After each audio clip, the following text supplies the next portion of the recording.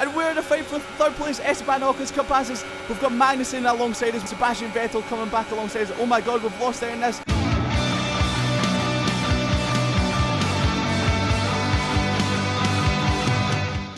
We take a break from the roller coaster ride of the Formula One season for a historic invitational today.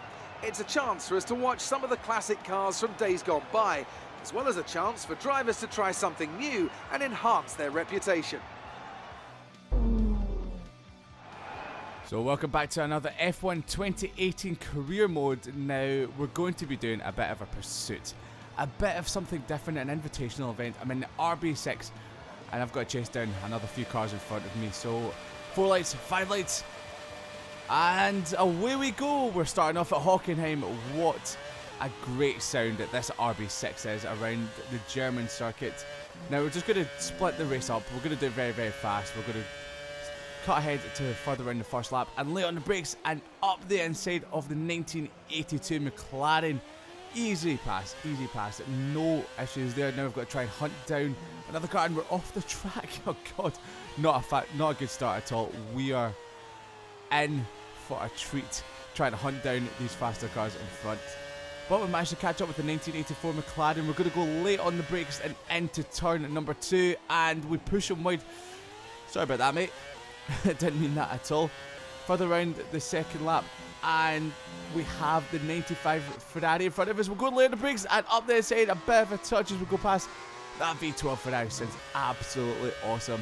Now onto the third lap and went right behind the 1996 V10 Williams, driven by Damien Hill and Jacques Villeneuve. Up the inside into the hairpin and he tries to brake us, but we have him late on the brakes and ahead. Oh my goodness, we're spinning it through the polystyrene sign.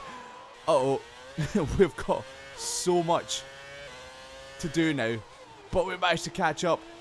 Will we get him on the brakes into the final turn through the fast chicane, late on the brakes, and we've got up the inside and we've finally got ahead of the Williams. Can we hold it? I think we're going to do it. We have, at the death, we have managed to actually beat the 1996 Williams, and that was so close. I really thought for a long time when I was actually doing it that we were going to miss out on passing the invitational event. I would have had to redo it again, which would have sucked because it would have just shown how bad I am. Congratulations on your success in the invitational event. There may not be points or prizes, but it still helps you look good. Oh, thank you very much for that. I mean, yeah, he kind of beat me down after my win, but it's okay. So we're now into round number 4 at Baku, so we're now back into the main championship challenge. The thing I like about those invitational events is that it gives you a bit of a break from the main championship, but we're now going to head into FP1 and do some tests and hopefully, fingers crossed, get some good resource points. So we're going to start off with track acclimatization, which is the easiest one to do. It's always very easy. I always smash this through every single weekend that we do. So yep, I'm actually on my 3rd lap now. I didn't get the full points on my 1st or 2nd, but at the end of lap number 3, managed to get the full 50 test points. Complete, and that was a very good job indeed. We got a lot of valuable information out of that. Cheers, Jeff. Now we're going to be going on to tyre management next, and now I did think that this was going to be quite easy, but as you can see, the 1st lap I failed miserably. 2nd lap I managed to just pass it, and the 3rd lap we're up a little bit and we look like we could be on for another lap of passing this, but are we going to do it across the line? And okay then, that's the end of the program and plenty of useful data. Return to base when you can so we can go over it.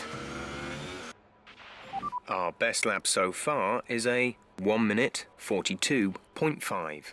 Yeah, as you can see, we're well off the pace, but it's okay. We've just been doing some tests onto the fuel management now, or the tyre management. We've done tyre management onto fuel management now, and we have completely failed that. It's not good. So what we're going to do is skip over to FP2. I thought that would be the end of FP1. Hand over some tyres back to the FIA. We'll move on to FP2 and we'll move on to the ERS management and the qualifying mode. So this is us halfway around the qualifying mode, or the qualifying run, and as you can see, we're already way down. About 6-7 tenths down already. Can we pull it back further around the lap? On lap 3, this is our last lap to actually do something. But I realise that we're losing even more time, so I decided it's probably not a good idea. We'll just try and save some tyres for that. And so far, our fastest lap is a 1:41.4. I like it as I always going to try and explain something. Jeff just jumps in to tell us our lap time. It happens constantly. So we're doing the tyre management one. I thought it'd be a better idea to go to the ultra softs to try and get some fast laps in, because I thought I could manage it over the 3 laps. Okay, super job so far. We're getting great data. Stay focused. And we did. We got the 3 laps in and we smashed it. We got the 50 points, and that's going to go so far to us developing the car, which is brilliant. So I felt quite comfortable, so I'm going to go for another lap, but we're not going to show you all. You don't want to see the 4th lap because we've already passed the test, so we're going to go ahead into qualifying. Your day today. Tell us about it from your perspective. Are you hoping things clear up before qualifying? So we're going to go for answer number 1 for this one, which is great because we've got some You showmanship scraped the there. walls a few times. Were you struggling for grip?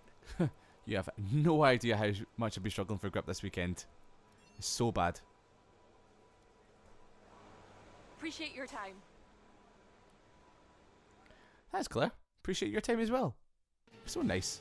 So we're going on to qualifying now, and now here comes the itty-gritty stuff we need to do well here. The circuit has rubbed in with practice, but this is still going to be a difficult session for our drivers as they fight for pole position. Welcome to qualifying here in Azerbaijan.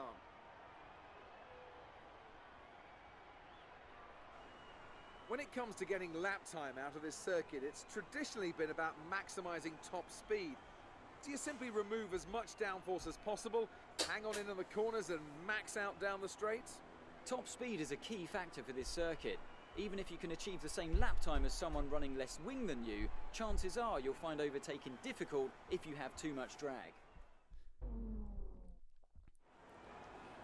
So I did actually do FP3, but I just decided to go stick on some super softs and ultra softs and see how it would do. The lap times were okay, so I thought for this one we'll change the fuel load, make it as minimal as I could probably get, because I did manage to squeeze 2 laps in. For some reason in F1 2018, fuel management around Baku is not that difficult compared to what the 2016 and 2017 games were. I mean, you just were running out of fuel all the time.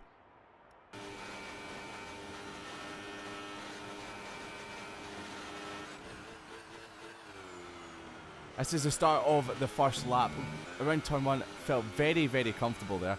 A great start to the lap. Into turn 2, the car is like a snail through that, just understeered, had no grip on the front end. But fingers crossed we've actually got a good lap going on. So once again, as you can see, the car just won't slow down. It's very sluggish through the corner. I thought I might mess up this section. Very close to the barrier there on the left-hand side. And we're going to come along to the home straight now. Feeling like the lap is okay, it's average, nothing special at all, and across the start finish line, and we set a 1:39.7. If that compares to the practice runs, once again, just couldn't hold the corner at all. So for another lap, hopefully, fingers crossed, this is going to be even better. Already up by a couple of times, but as you can see, my time starts going down, and we're going to get across the line. Yeah, we're out by a few thousandths of a second. That's awful. So I wasn't quite sure if having the fuel level low was actually slowing the car down on the home straight. I wonder if it was like sipping away the fuel and it was draining itself. So I decided to increase the fuel load for the next run, and this is our second lap on run 2. Again, we've not bested our lap time by that much, but we're up anyway. We're up by quite a bit, and this lap was feeling a lot better. The car was sticking to track a lot better. Across the start finish line, we're coming up to in a few seconds time, and are we going to jump out of 20th place because we really need 18th? And do we do it? I don't know. Yes, 18th position on the grid. We have got those extra 400 resource points which we badly need. So second race in a row, we're not starting last. But look at our teammate, Charles Leclerc. He's in 11th place. He made it through to Q2, nearly into Q3, and he is much faster than we were. We didn't even qualify the Williams cars. We qualified Van Dorn and Nico Hulkenberg. What was he doing back down there? But we're over a second off our teammate around Baku, and this is ominous for the race. This is not looking good. I'm going to have to pull something out of the bag on race day. Fingers crossed I can do it. I'm not feeling too confident, but I think we can do a good result. I think we can pull something out of the bag. We're starting 18th again. We managed to get 4th in China with 18th. So, over to race day. Let's see what we can do.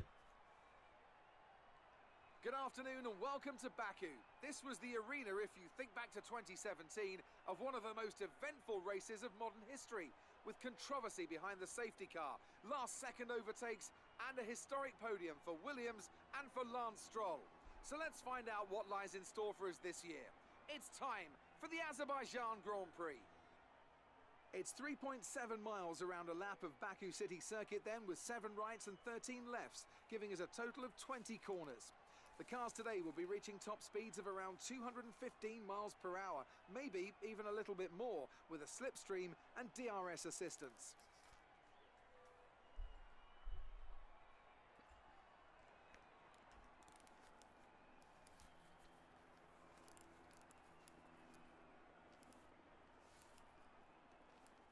So before the off, let's remind ourselves of yesterday's qualifying session with a look at the starting grid. Kimi Raikkonen starts today from pole position, and it's Lewis Hamilton alongside. Looking down the rest of the grid, we have Vettel, Bottas, Max Verstappen. Kimi Raikkonen seems to be a bit of a demon in qualifying in this game. Grosjean and Carlos Sainz, Ocon, Leclerc, Fernando Alonso, and Hartley, Gasly, Stroll, Sergei Sirotkin, and Iceman.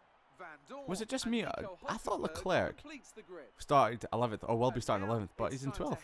And maybe I must have misread that previous screen.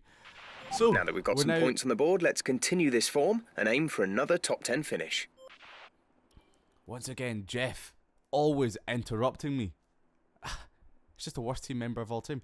Now, I thought we'll go for an alternative strategy to what the team wanted me to do. Instead of pitting on lap 11, we'll pit on lap 12 and we'll load the fuel mix to 26 laps, so right on the cuff. So, 4 lights, 5 lights, Baku City Centre, and we're away, and for once we get a good start. We're not messing up the start of this one, and it's been the best start we've had in F120. Late into turn 1, just behind our teammate, we nearly hit our teammate Leclerc. Oh my god, that could have been so bad. The team would have sacked me if I hit him. But late on the brakes into turn number 2, push him wide, push Esteban Ocon wide, he hits the barrier, and we're now into 11th place from 18th to 11th by turn 2, ahead of our teammate. That is what we've done in China. That has been a re-repeat of China. A re-repeat? Is that even a word? A repeat of China.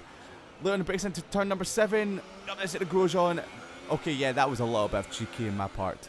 I shouldn't have really run across the track there, but we're up into 10th, we're in the points again, and once again I nearly smashed into the wall on the left hand side for the castle section. So we're now behind Magnussen, and let's see if we can hunt him down, or will we get left for dead. Well done, mate, nice start. Thanks, Jeff, for that again. So moving on to lap number 2, we've not lost that much ground to Magnussen. Grosjean hasn't passed us, Leclerc is still behind him, so maybe we'll have a chance in this race. Last on to lap number 3 now. Leclerc's got DRS. Is he going to come around the outside? I've got the inside out of turn 1. I push him a little bit wide. He has to slow down. And he's under attack from Hartley and Grosjean. Yeah. Oh, I nearly run into the back of Carlos Sainz into turn number 2. There's a big scrap going on ahead between the Red Bulls, Magnussen, Sainz, and this has allowed us to catch back up. And they're very, very, very slow through the tight corners. I need to slow right up. I nearly smash into the back of him, but I need to back out so I don't lose my front wing. This is very tight, and I don't know if this is going to continue before one of us loses our front wing. Probably me, but fingers crossed that doesn't happen. If it happens, that'll just ruin our race completely. So down into turn number 7 again. Are we going to make a move on Carlos Sainz? He's gone up the inside blocking us. We've had to avoid him. Okay, I made a mistake there. I was late on the brakes. I had to get out of it and avoid Carlos Sainz. I cut the corner just to avoid him, not to try and overtake him, so I let him back past. Further round the lap onto lap number 4. Virtual safety car. Reduce speed immediately and keep a positive delta. VSC ending, we're going green. Maintain positive delta until the green flags. So I've lost a lot of time under the virtual safety car. I backed off far too much. Carlos Sainz pulled down to the pits. We have our teammate up the inside of us. Very close to a big accident now. We managed to hold round the outside of number 3. Wide into 4. Nearly hit the barrier. We're along the home straight now. Leclerc's going to have DRS on us, and he's coming alongside us. He's got so much speed. He's well past us before turn number 1. We're back into slipstream to try and get him back into turn number 1. I thought better of it than diving up the inside because that could have taken us both wide. It would have been horrible for the team. I lose the back end. Hartley's on us. Oh, it's all a nightmare. But let's try and see if we can hold on to the back of Leclerc. We've got DRS. Can we try and get him into turn number 3? I mean, it looks like he's already pulling away. Even with DRS, he looks so much faster in a straight line. He has more confidence in the car than we do. And we just sound like we're spinning the rear ends at all time. And whoa! That was Grosjean and Max Verstappen. Verstappen's out the race. His engine's gone. Another Renault engine gone. So we decided to pull into the pits because virtual safety car is ending. Maintain your pace until the green flag. VSC ending. Wait for green. Go now. Okay, we are now. Thought that was a good time to pit, but I lose the back end, run a bit wide. That was an awful, awful pit exit. Magnus's back passes. We're pulled out right in front of Grosjean. We're going to have to try and hold Try the to stay with him. He might make a mistake. He could still regain the position. We're in a Haas sandwich. How many times that has been... You know what? Forget it. Not even going to make any puns about that. It has to be a better joke. Okay, the safety car is out. The safety car is out. We need to form up at a reduced pace. Keep a close eye on that delta time. Make sure to keep it positive. I genuinely feel like Jeff is commenting on this video more than I am. So, safety car is out. Not sure what it was for. We pitted under virtual safety car to try and lose less time. But our teammate came back out in third. We had some under the safety car. Raikkonen's out ahead of us. Hamilton's in the lead. But both Mercedes are on ultra softs. We got a fantastic restart past Kimi Raikkonen already. We're into 4th place. Are we going to go for third at turn 1? Yes, we are. We run a bit wide. Charles Leclerc's surely going to come back past us. We hold him off slightly. But in the turn number 2, he's going to come up the inside. Yes, he is. We hold it round the outside. Oh my goodness, it's such close racing. It looks like we're about to take each other out. The Mercedes cars are off and flying, but they're in ultra softs, so they might still have to pit, which means that we could be in the lead of the race. Unless Leclerc has so much grip on the brakes, comes flying around the outside, we push him a bit wide. Into turn number 4 we go, and he's still on our inside. We've gone wide, and he's ahead of us. What racing by Charles Leclerc. He's absolutely overshadowing me this weekend. I have nothing for him. No grip compared to what he has. He is looking like a man possessed. Kimi Raikkonen has such an amazing run. Neil pushes up there. Oh my god, we had to let him go there. That would have ended in tears if I hadn't let him pass, because he was... Okay, we've lost a position. That's us down a place. Thank you very much, Jeff. Leclerc's taken the lead. What? Charles Leclerc is in the lead of the Baku Grand Prix, the European Grand Prix at Baku, Azerbaijan, or the Azerbaijan Grand Prix, and it's a Sauber 1-3. Both cars are on the podium. Our teammate is in the lead of the race, but it surely won't be for long because Kimi Raikkonen is hunting him down, and he's in the lead. Kimi Raikkonen the next lap is in the lead, but he's locked up, and he's into the barrier. Charles Leclerc is in the lead again. Kimi Raikkonen is into the barrier, lost a bit of his front wing. Oh my god, could we end up getting a second place? At this moment in time, as that happened, Brendan Hartley is giving us a headache by trying to go up this side, but we hold him off, and we are still in third place. This could be such a massive moment for Alfa Romeo with Sauber. We've caught Kimi Raikkonen, and he's pulling into the pits. It's a Sauber 1-2 at the Azerbaijan Grand Prix at Baku. Did you think this was going to happen at round 4, season 1? I can't believe this at all. But we're getting attacked off Nico Hülkenberg. He's trying to spoil our party. Right, we've held him off just for a moment. He's coming back at us down the back straight into turn number 3. He's got DRS. We have nothing. I thought I'd let him go to try and dive up the inside of him. Keep on him. He might make a mistake. Thank you, Jeff. As always, you keep interrupting me as it's a crucial moment. But he's ahead of us. Hülkenberg, I feel like we're not going to hold him on. And into the final lap, Esteban Ocon has come flying past us. We're trying to get back in his slipstream. We've got Magnussen behind us. We're going to have to go for a dive into turn number 1. We do it. We're late on the brakes. And we're back into third place into the final lap. And sorry about that, Esteban. That was totally uncalled for. But I really need that position. Final lap of the race. Cheers for the update, Jeff. Yes, it is the final lap.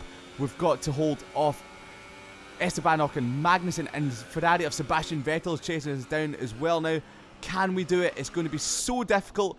But as that happens, our teammate Charles Leclerc comes past the finish line and he's won the Azerbaijan Grand Prix. And we're in a fight for third place. Esteban Ocon's come past us. We've got Magnussen alongside us. We've got Sebastian Vettel coming back alongside us. Oh my god, we've lost out in this. But we have the DRS. Esteban Ocon passes before the line. We're back in the third. And have we done it?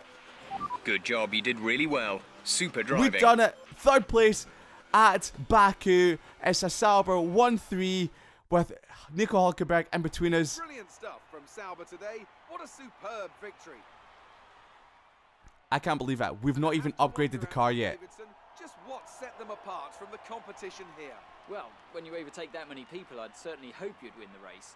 Their car was really effective in the slipstream here today, and the team will be pleased that they didn't cook the engine, given how long they were spending in the hot air behind other cars. They had a lot of confidence to push their tyres hard as well, especially going into the corners, which allowed for some late braking and some exciting passes. Esteban Ocon was not happy when he got the car. I don't blame him, because he got past me. Well, I'm thoroughly exhausted after the excitement of that race, but I'm sure it's nothing compared to our drivers here. They've worked hard to make it up there, and it's great to see them make their way out onto the podium. You have absolutely no idea how hard we had to work there. Esteban Ocon got past us before the DRS line, which meant I got DRS, Vettel had it, Magnussen had it. It was a race to the line, and we managed to get third place, but Charles Leclerc, our teammate, won the race. He needs to get driver of the day. That was absolutely mental. We've also got Nico Hülkenberg on the podium with us. So then, it's time to see how this result affects the Drivers' Championship. It wasn't the best weekend for our championship leader, and their advantage at the top has been reduced. Moving on to the driver of the day then. Anthony Davidson, who would you go for? Well, after a drive like that, it's got to be Nico Hülkenberg, hasn't it? Very clean, very smooth. He can be really pleased with that one. On to the constructors then. Ferrari extend their lead at the top of the championship.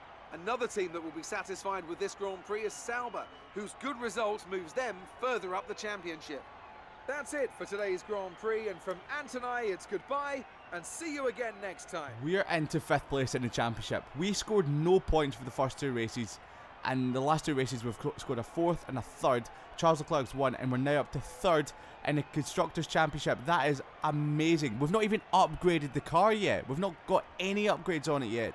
That's all coming in Europe. Good day today. Tell us about it from your perspective. Good day is a bit of an It's safe understatement. to say you're smashing everyone's expectations, isn't it? I mean, yeah. Did you expect us to be on the podium by round number 4 and our teammate to win the race? Did you struggle to get through all that traffic today? Nah, it was a complete breeze. Everyone just pitted in front of us, and Mercedes messed up their tyre strategy. It was so easy. Everything went your way today. It looked like you had a really good strategy for the race.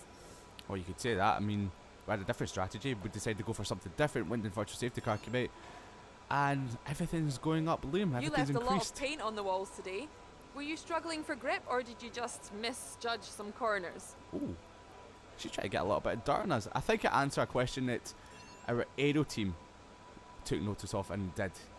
Great. Well, that's everything. Here we can adjust the terms of our proposal. The more ambitiously we set our targets, the more willing the team will be to give us better perks. We'll have a few chances to suggest a deal, but we need to be careful. If a proposed contract exceeds your value to the team, it will be rejected, and too many attempts will leave us stuck with the original offer. Okay, this is quite cool. I did not expect this to be an F1 2018. Now we get to actually change up our contract negotiation, and we get to pick a deal that's good for us, but I'm trying to go as maximum as I can without getting the offer rejected. Updates come more quickly, development more quickly, try to become #1 driver. Now, after the last race, probably won't get that happening. Put everything up to maximum, just see how far we could go, pretty much. And they, We're asking for too much here. declined it. That I'm not surprised. So just reduce a couple of wee things, make it some things that aren't as important, like pit stop efficiency. I think our team's already pretty good. Okay, that proposal looks good. It seems all parties are happy with the deal, so it'll commence at the next race weekend. Awesome. That is so good. Winning rivalries is a great way to earn respect from your team and around the paddock, which will help make it easier to negotiate favourable contracts. Your first rival is always your teammate, but you can choose who to declare as your second. The harder the rival from the eligible selection, the more respect you stand to gain or lose depending on the result. I thought we'd go for Lance Stroll. He's a lot easier than Charles Leclerc is. So we're going to upgrade the car. We've got over 5,000 credits. We're going to update the aerodynamics, get some good rear wing on there. So it's not going to come until Canada, which is a bit annoying, but then again, I'm okay with that. It's going to make our car so good. It's going to be a major upgrade. Just looking about what else we can upgrade, just looking, see what would be good. Some chassis development as well, and confirm for that. And that's going to come at a later date, around about Monaco time. Going to upgrade the efficiency it comes through. Going to upgrade the power unit as well. So these are going to be developments that are going to come over the next few races. And the thing that's quite cool is if the team morale is good, the less time it takes for the parts to appear in the car. So my relationship with most departments is quite good or average, but with one of our departments it is not good at all. With the chassis side, they're not happy with me. I can understand that because I have been a little bit critical of them, but hopefully over the coming races we can sort that out. So this has been another F1 2018 review of the career mode Baku round 4. Join me next time, we will be doing Catalonia round number 5. Thank you very much for watching and see you next time.